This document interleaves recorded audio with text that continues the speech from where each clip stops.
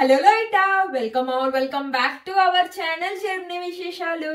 ఈ వీడియోలో మనం డిస్కస్ చేస్తున్న టాపిక్ అసలు జర్మనీకి రావాలనుకుంటున్న ప్రతి స్టూడెంట్ తెలుసుకోవాల్సిందే. నిజంగా స్టూడెంట్ అనే కాదు, అసలు జర్మనీకి రావాలనుకుంటున్న ప్రతి ఒక్కళ్ళు ఖచ్చితంగా ఈ టాపిక్ గురించి తెలుసుకోవాలి. ఎందుకంటే అసలు జర్మనీకి వస్తారు, బట్ ఇక్కడ ఏం చేయాలి ఏం చేయకూడదు అనే విషయాలు ఎవరికి తెలియదు. చాలా రూల్స్ అండ్ రెగ్యులేషన్స్ ఉంటాయన్నమాట జర్మనీలో. తెలియక చేసే చిన్న చిన్న తప్పులే లాస్ట్ కి ఒక పెద్ద ప్రాబ్లమ్ సృష్టిస్తాయి. అసలు ఆ విషయం ఏంటి అనే విషయం కూడా మీకు ఎక్స్ప్లెయిన్ చేస్తాను. కాకపోతే మీరు నాకు చిన్న హెల్ప్ చేయాలన్నమాట. ఈ వీడియో చాలా ఇంపార్టెంట్ వీడియో, ప్రతి ఒక్కళ్ళు చూడాలి. అసలు జర్మనీకి రావాలనుకుంటున్న ప్రతి స్టూడెంట్ చూడాలన్నమాట. సో అలా చూడాలంటే మీరు ఖచ్చితంగా ఈ వీడియోని నలుగురికి షేర్ చేయండి. సో దట్ వాళ్ళకు కూడా ఖచ్చితంగా తెలుస్తుంది అసలు ఏం చేయకూడదు ఏం చేయాలి అనేది. అండ్ వీడియోలోకి వెళ్ళిపోయే ముందులో ఎవరికైనా నా గురించి తెలియకపోతే, నా పేరు దీప్సిత. నేను జర్మనీ మీద ఇన్ఫర్మేటివ్ వీడియోస్ అయితే చేస్తాను. అండ్ మన ఛానల్ ని ఎవరైనా సబ్స్క్రైబ్ చేసుకోకపోయినా ప్లీజ్ సబ్స్క్రైబ్ చేసుకోండి. సో దట్ మీరు జర్మనీ గురించి ఎన్నో విషయాలు అయితే తెలుసుకోవచ్చు. అండ్ మనం వీడియోలోకి వెళ్ళిపోతే ఫ్రెండ్ మనం మాట్లాడుకుందాము. మీకు మీరుగా ఆలోచించండి. మనకి ఇండియాలో యూనివర్సిటీస్ లో ఏదైనా అసైన్మెంట్ ఇచ్చారు అంటే మనం ఏం చేస్తాం చెప్పండి? లాస్ట్ మూమెంట్ వరకు అలానే ఉంటాము. నేను ఇలా అందరూ చేస్తారు అని నేను చెప్పట్లేదు, but most of the people ఇలానే చేస్తారు అని చెప్తున్నాను. క్లాస్ మొత్తంలో ఒకటి రాస్తాడు, ఆ అసైన్మెంట్ అందరూ కాపీ చేసి సబ్మిట్ చేసేస్తారు, అవునా? ఒకవేళ ఇది కాకపోతే గూగుల్లోకి వెళ్ళి ఆ టాపిక్ ఏంటా అని సెర్చ్ చేసి అక్కడ ఏదొస్తే అది కాపీ పేస్ట్ చేసి రాసేసి ఇచ్చేస్తాం, సబ్మిట్ చేసేస్తాం, రైట్? మన ఇండియాలో అయితే ఇలాంటి చేస్తే చిన్న చిన్న తప్పుల కింద చూస్తారు. And most of the times ఎవరు పట్టించుకోరు అనమాట ఇలాంటి థింగ్స్ ని.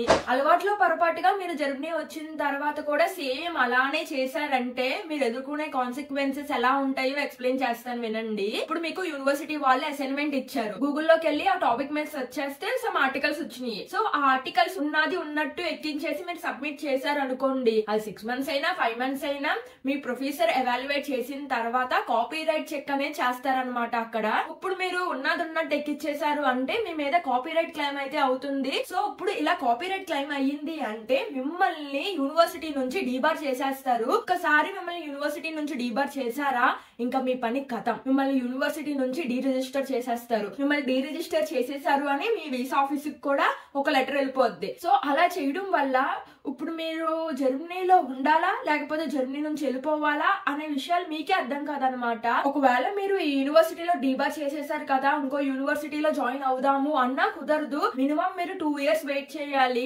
ఒకవేళ జర్మనీలో ఉండి 2 years వెయిట్ చేయాలి అంటే మీకు వీసాకి సపోర్ట్ చూపించాలి కదా ఎందుకుంటున్నారు అని. సో ఇప్పుడు మీకు 2 years వెయిట్ చేయడానికి వీసా వాళ్ళు ఏమన్నా వీసా ఇస్తారా? ఇవ్వరు కదా. చూసారు కదా, ఇంత చిన్న చిన్న మిస్టేక్స్ జర్మనీలో పెద్ద పెద్ద ప్రాబ్లమ్స్ ని తీసుకొస్తాయి. సో అందుకే చెప్తున్నాను, నార్మల్ గా జర్మనీకి ఇలా రావాలి అలా రావాలి అని ఎవరైనా చెప్తారు, బట్ ఇలాంటి టాపిక్స్ చెప్పే వాళ్ళు చాలా తక్కువ. జర్మనీకి రావడం ఎంత కష్టమో ఇక్కడ సస్టైన్ అవ్వడం కూడా అంతే కష్టం. జర్మనీకి రావడం ఎంత గొప్పో ఇక్కడ ఉండి ఇలాంటి రూల్స్ అండ్ రెగ్యులేషన్స్ తెలుసుకుని సస్టైన్ అవ్వడం కూడా అంతే గొప్ప అని నేను చెప్తాను. ఫైనల్ గా నేను చెప్పేది ఏంటి అంటే, మీ మీద ఎలాంటి కాపీరైట్ క్లెయిమ్ అయ్యింది అంటే ఇంకా మీరు జర్మనీకి బాయ్ బాయ్ చెప్పేయాల్సిందే. ఇవన్నీ నేను ఏదో సృష్టించి చెప్తున్నాను అనుకోకండి, నిజంగా చెప్తున్నాను. ఈ టాపిక్ మీద నేను ఇప్పుడు దాకా ఎప్పుడు వీడియో చెయ్యాలి అని అనుకోలేదు. జర్మనీలో ఇండియన్స్ అందరికి ఒక గ్రూప్ అయితే ఉంటది అనమాట. సో నేను ఆ గ్రూప్ లో కొన్ని ఇలాంటి పోస్టులు చూస్తున్నాను. అలాంటి చూసినప్పుడు నాకు నిజంగా చాలా బాధేస్తుంది. ఇప్పుడు దాకా నేను చెప్పిన స్టోరీ కూడా ఒక అబ్బాయికి ఇక్కడ రియల్ గా జరిగిన సిచ్యువేషన్ నే చెప్తున్నాను.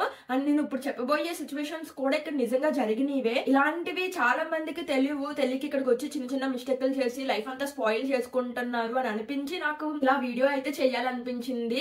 బేసికల్లీ నేను ఆ పోస్టులు చూడటం వల్లే నాకు ఈ వీడియో చెయ్యాలన్న మోటివేషన్ అయితే వచ్చింది. అండ్ ఇప్పుడు మీకు ఇంకో సిచ్యువేషన్ కూడా చెప్తాను, ఎలా ఉంటుందో వినండి. మా హస్బెండ్ వాళ్ళు జర్మనీ వచ్చిన కొత్తల్లో ఏం జరిగిందంటే, మా హస్బెండ్ వాళ్ళ ఫ్రెండ్ అనమాట తెలియక ఒక మూవీని డౌన్లోడ్ చేశాడు ఇల్లీగల్ వెబ్సైట్స్ లో. మన ఇండియాలో అనుకోండి, మనం డౌన్లోడ్ చేసినా సరే, లైక్ ఎగ్జాంపుల్ గా ఐబొమ్మలో మనం డౌన్లోడ్ చేసినా వగేరా వగేరా ఇంకెందులో అయినా సరే మనం మూవీని డౌన్లోడ్ చేసుకున్నా పెద్ద ఫరక్ అయితే పడదు కదా. బట్ జర్మనీలో అలా కాదు. సో ఆ విషయం దానికి తెలియక డౌన్లోడ్ అయితే చేశాడనమాట.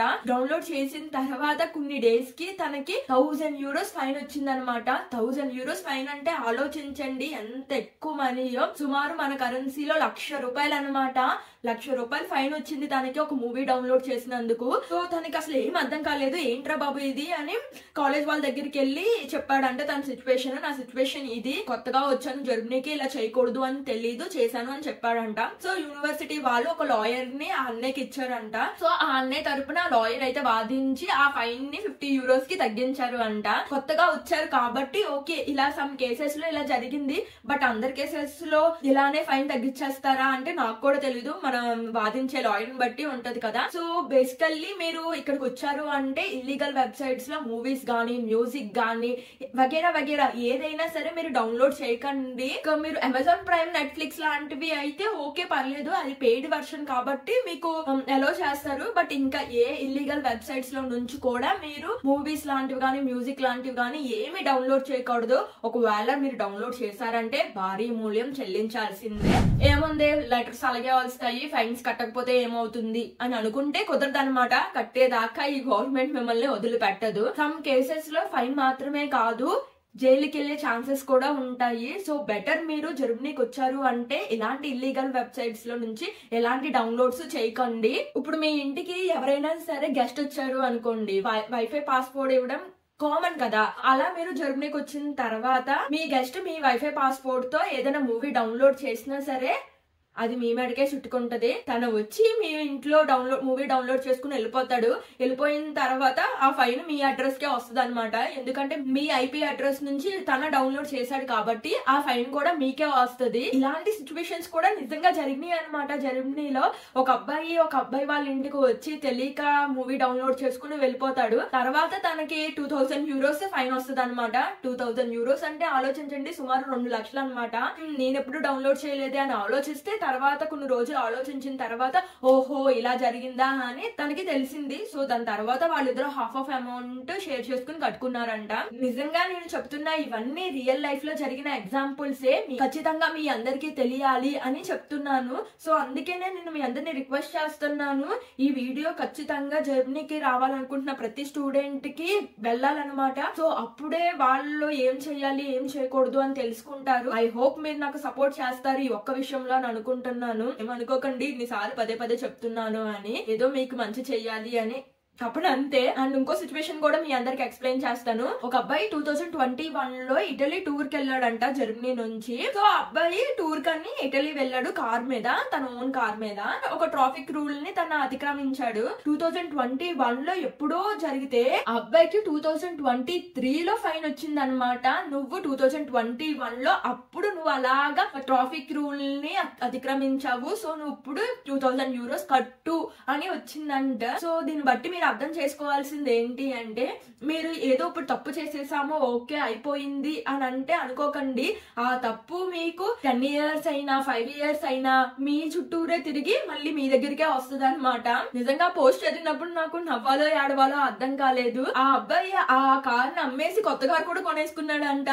బట్ స్టిల్ చూసారా ఫైన్ వచ్చింది. ఆ ఫైన్ ఖచ్చితంగా తన కట్టాల్సిందే, అవాయిడ్ చేయడానికి అయితే అస్సలు ఉండదు.